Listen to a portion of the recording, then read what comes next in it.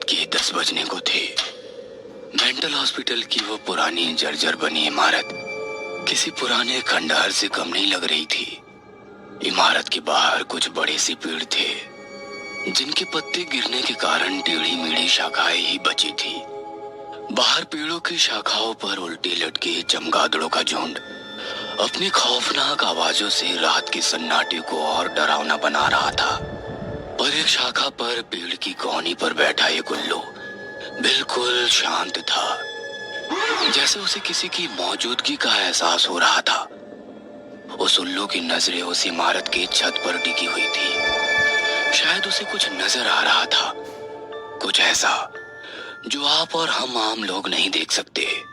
उसी समय CCTV room से पूरे अस्पताल में निगरानी रखने वाली एक महिला कर्मचारी को सामने बड़ी सी स्क्रीन पर, कई छोटे छोटे स्क्रीन पर मरीजों के रूम में लगे कैमरे दिखाई दे रही थी।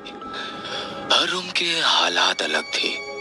कोई चीख रहा था, कोई रो रहा था, कोई जोर जोर से हंस रहा था। सीसीटीवी में उनकी आवाजें ना सही पर हरकतों से समझ आ रहा था। निगरानी करते हुए अचानक से उस महिला की नजर एक कमरे के अंदर दिखने वाली हालत पर थम गई। एक कमरे में सीसीटीवी फुटेज पर उसकी नजर थम गई। छत पर एक कोने में लगे सीसीटीवी कैमरे में अजीब सा मंजर नजर आ रहा था।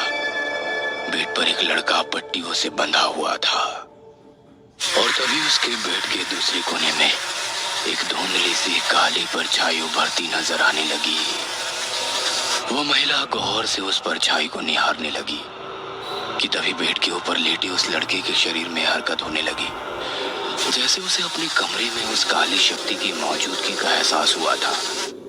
उसने अपनी गर्दन उस परछाई की तरफ घुमाई और अपने आप को छुड़ाने की जद्दोजहद करने लगा। यह सब कुछ टीवी स्क्रीन पर देखकर उस महिला का दिल डर के कारण जोर जोर से धड़कने लगा। हेलो सिक्योरिटी, रूम नंबर 24 के मरीज को चेक करो, शायद कुछ परेशानी लग रही है। Okay madam. फोन रखकर उसने टीवी स्क्रीन पर देखा तो उस लड़के ने हाथ पैर से बंधी पट्टियों को तोड़ दी और दरवाजे की ओर भागा। सीसीटीवी में आवाज नहीं पर उसकी हरकतों से लग रहा था कि कमरे से बाहर निकलने के लिए सीसीटीवी कैमरे की तरफ देखकर जोर जोर से चीखते हुए दरवाजा पीटने लगा, जैसे वो खुद को बचाने की कोशिश कर रहा था। 5 सेकंड वो महिला उसी तरह डर भरी नजरों से उस लड़के की हरकतें देखती रही और डर के कारण उसके माथे पर पसीना आने लगा। और तभी टेबल पर रखे फोन की रिंग हुई जिससे उसकी दिल की धड़कन ही रुक गई। हेलो मैडम, मैं रूम नंबर 24 के बाहर खड़ा हूँ पर अंदर से दरवाजा बंद है। मैं दरवाजा खोलने की कोशिश कर रहा हूँ। दरवाजे पर लगी छोटी खिड़की से देखो क्या नजर आ रहा है। कहकर महिला कर्मचारी उसके रिप्लाई का इंतजार करते हुए स्क्रीन पर देखा और सन्न रह गई। 4 सेकंड में सिक्योरिटी गार्ड अंदर पहुंच जाता है और हाथ में लिए वॉकी टॉकी से बात करने लगता है। मैडम, लगता है वो बेहोश है। ठीक है, उसे बेड पर रखो और पट्टियों से बांध दो। तभी सीसीटीवी की स्क्रीन चर्र चर्र करते हुए टेढ़ी मेढ़ी दिखने लगी। ये क्या मुसीबत है। कहते हुए महिला कर्मचारी ने कंप्यूटर के कीबोर्ड के कुछ बटन दबाए। कुछ सेकंड में स्क्रीन ठीक हो गई और दूसरे ही सेकंड में वो लड़का झट से खड़ा हो गया। यह देखकर महिला कर्मचारी के रोंगटे खड़े हो गए। सिक्योरिटी गार्ड की गर्दन पकड़कर उसे दीवार और फिर जमीन पर पटक कर मार डाला। जमीन पर पड़े सिक्योरिटी गार्ड के शरीर से निकलने वाला खून सफेद फर्श पर बहने लगा। सीसीटीवी पर देखे उस भयानक मंजर ने उस महिला कर्मचारी को अंदर से हिला दिया। वह डर के मारे कांपने लगी थी। सीसीटीवी की तरफ पीट करके वो पागल लड़का अभी भी सिक्योरिटी गार्ड की लाश के पास खड़ा था। गार्ड की लाश पर पैर रखकर वो सामने वाले कोने में जाकर खड़ा हो गया। महिला कर्मचारी की डरी सहमी नजरें उसी पर टिकी हुई थी और फिर वो झट से अपनी गर्दन 180 डिग्री पीछे सीसीटीवी कैमरे की ओर घुमाता है। यह देखकर महिला कर्मचारी सहम जाती है और फोन का रिसीवर उठाकर कॉल लगाती है। उसकी आंखें सीसीटीवी स्क्रीन पर ही थी। सिक्योरिटी गार्ड पर हमला करके वो युवक सीसीटीवी कैमरे की तरफ देखते हुए वहीं जमीन पर गिर गया। और उसके जिस्म से एक धुंधली काली परछाई निकलकर खुले दरवाजे से बाहर निकलते हुए उसने साफ साफ देखा, जिससे वो डरी सहमी महिला कर्मचारी अब अपनी खौफ भरी नजरों से हर एक सीसीटीवी फुटेज गौर से देखने लगी। फोन की लाइन बिजी होने के कारण उसने दोबारा फोन लगाया और उस सीसीटीवी कंट्रोल रूम के बाहर खाली वार्ड में लगी लाइट एकदम से बंद चालू होने लगी। साथ ही रूम के अंदर की लाइट भी बंद चालू होने लगी। सामने वाली स्क्रीन एकदम से बंद हो गई, पर अगले ही पल उस बड़ी सी स्क्रीन पर एक ही विंडो ओपन हो गई। वह फुटेज थी कंट्रोल रूम के बाहर लगे सीसीटीवी कैमरे की।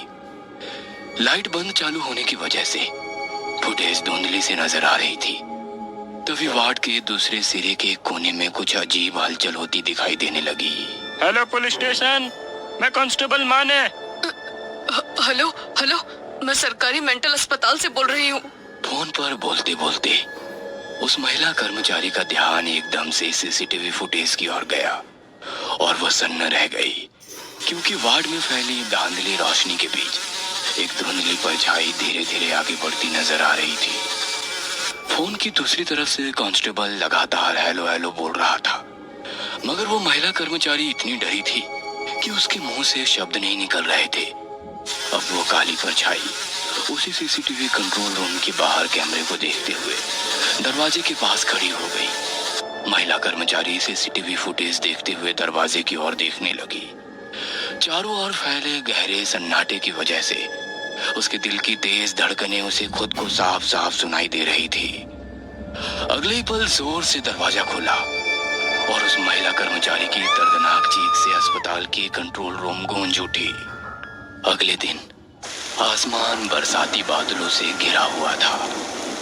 लगातार हो रही बारिश की वजह से सड़क पर काफी पानी जमा हो गया था। एक खूबसूरत डॉक्टर राधिका अपने स्कूटर से उतरी और अस्पताल के भीतर चलने लगी। डॉक्टर राधिका शहर की मशहूर साइकोलॉजिस्ट थी। मेंटल हॉस्पिटल के वार्ड में चलते चलते हर एक चीज की अच्छे से निगरानी कर रही थी। कुछ ही देर में वह एक रूम के पास पहुंच गई, जिसके बाहर 2 पुलिस वाले खड़े थे।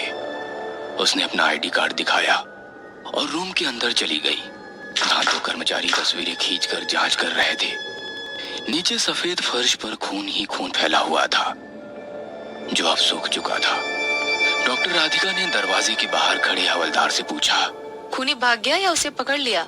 भागता कैसे हमारे होते हुए? पुलिस कांस्टेबल का आत्मविश्वास देखकर राधिका ने पूछा। अरे वाह, मतलब आपने पकड़ लिया?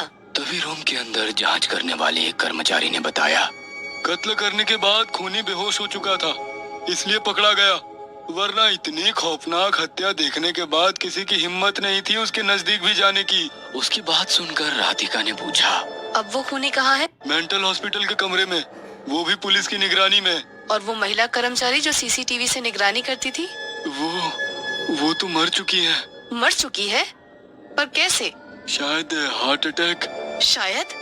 क्या मुझे उस महिला की पोस्टमार्टम रिपोर्ट मिल सकती है? जी मैडम, डॉक्टर साहब से पूछकर मैं रिपोर्ट आपको भेज दूंगा। ठीक है।